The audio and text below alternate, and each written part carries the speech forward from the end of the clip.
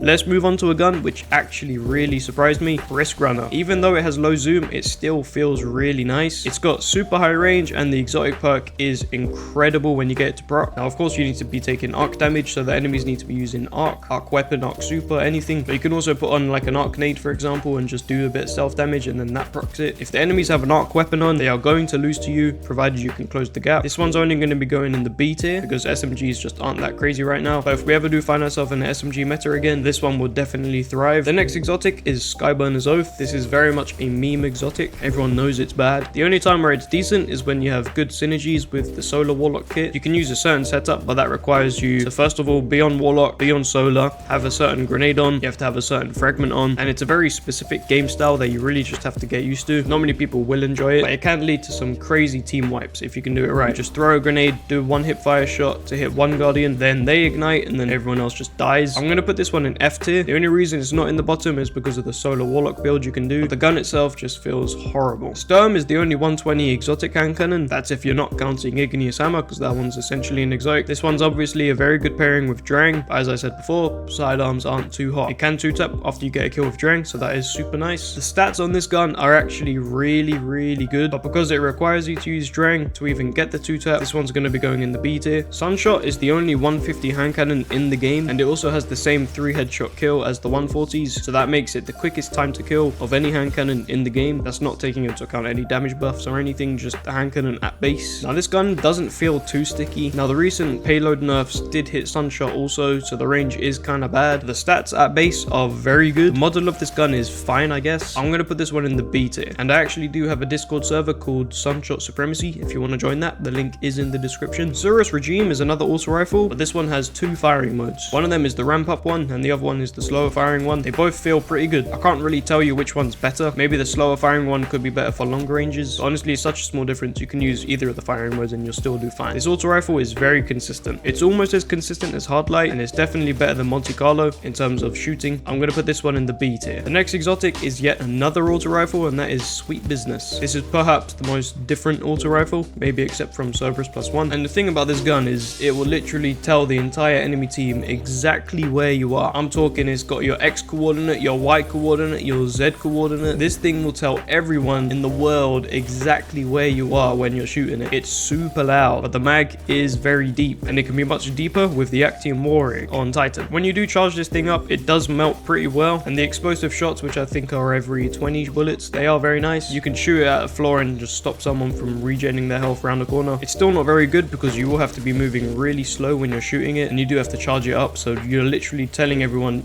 yo, I'm charging up my Sweet Business, please peek. And of course, they're not going to peek if they're smart. I'm going to be putting this one in the D tier. This next gun is the gun which probably surprised me the most out of any of these guns on this list, and that is Symmetry. Back when this first released, I did like it, but I sort of just forgot about it, and I'm sure many of you guys have too. This is probably one of the best exotics in 6v6 on this list. You're only going to need to be getting around 8 headshots, I believe, in order to guarantee the 2 hit when you do swap your firing mode. But to be honest, I just get 10 headshots just to guarantee the 2 hits every time. You can also hip fire the Arc Seeker mode, and those shots do track. It has AoE damage, which is very good for grouped up enemies. This scout rifle is very much like Hawk Moon and Revision Zero in terms of the whole general idea. However, it's still a scout rifle, and it will probably stay in A tier. The handling on this thing is super low, and it can be quite of a pain to use on close range maps. However, this is still one of the most fun exotics I've ever used. It could easily be cream worthy if this list was just 6v6, but I'm taking into account trials and comp and stuff, so this one's just going in the A tier. Taraba used to be an insane SMG, but currently it's just fine. Its exotic perk did get slightly nerfed due to the meta we're in. With everyone staying back and stuff, it's very hard to just leave the SMG on and not swap to a longer range weapon at all. That's why it has been kind of blanket nerfed in the current meta. It only really takes about 2 kills to get the perk. You don't have to get the kills, you just have to get 2 kills worth of damage. This one is very much one of the best SMGs, but again, SMGs are not good right now. I'm still going to be putting it in the B tier. Thorn is another fan favorite hand cannon, but after the catalyst nerf, it's not too great. The gun still feels very nice. The tick damage is good. The range isn't too good, to be honest. It's sort of very much low to mid in terms of 140 hand cannons. I'm not going to talk about this one too much because I did in the hand cannon video. This one's going in the A tier. The next exotic bow is, in my opinion, the best bow in the game. It actually really surprised me when I tested it. We are talking about Tiku use divination. I know some of you guys love this one, and I can understand why. This thing is great at multi-kills. It's very good at long ranges, very decent in medium ranges, and I'm not sure if this works, but if you can get 2 people to use Tikus, one of them can do the hipfire shots and the other one can do the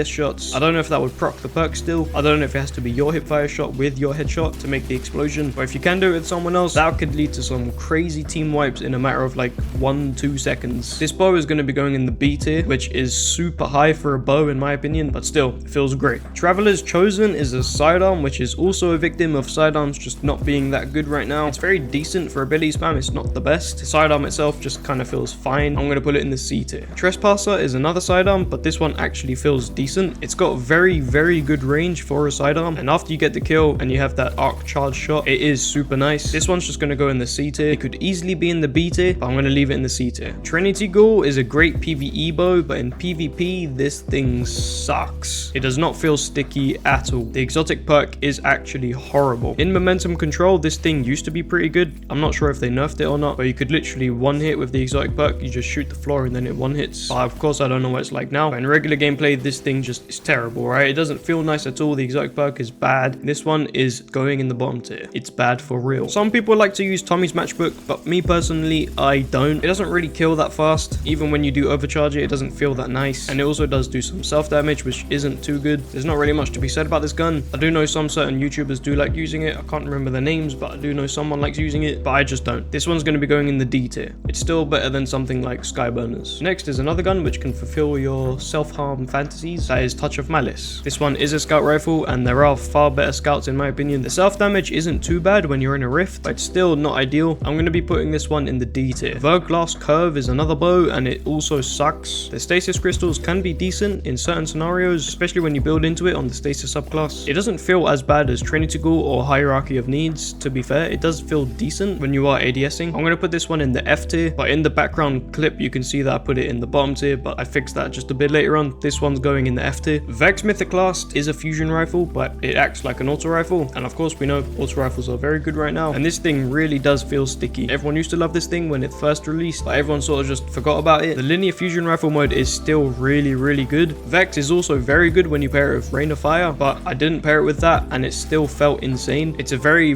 good 6v6 gun. I'm going to be putting this one in the A tier. Vigilance Wing is the only 5 burst pulse in the game, and again, I'm repeating myself more than your dad did when he said that he doesn't love you. I go into more detail in the pulse rifle video, so please check that out if you want to know more. So I'm not going to be talking about this one too much in this video. It feels very nice. You get very clean 2 bursts. It's great when your allies are dying a lot. It's got very good range, and it feels very stable. This one's going to be going in the A tier for me. The next exotic actually did surprise me like crazy, like an insane amount. It's the Wicked Implement. This scout rifle is much better when you do spec into stasis, but I didn't at all, and the gun still felt absolutely incredible. This is likely the stickiest scout I've ever used in the game. Yes, it's more sticky than Jade Rabbit or Dead Man's Tale, and I'm not entirely sure why. This isn't too bad in the medium long range, but it's very good in the long range. I'm going to be putting this one in the A tier, and if you are surprised by that, then you need to try it out next time you're on a long range map. Just trust me, this thing really did surprise me. The next bow is Wishender, and to be honest, this one doesn't feel great anymore. It has got the wall hacks, which is super nice, so that's why it's gaining quite a lot more points here, but the bow itself just feels really mid. And you can see in this clip, I actually put Verglass Curve a bit higher, but I also put Wishender in the D tier. The only reason it's that high is because of the wall hacks, and they can be super nice. But yeah, the bow itself doesn't feel great. Wish Keeper is the green, edgy version of Wishender. Not really, the names are just very similar. This bow just feels bad. The suspending can be nice sometimes, but it's not really that consistent. Any good player can just avoid the traps. This bow is bad for real.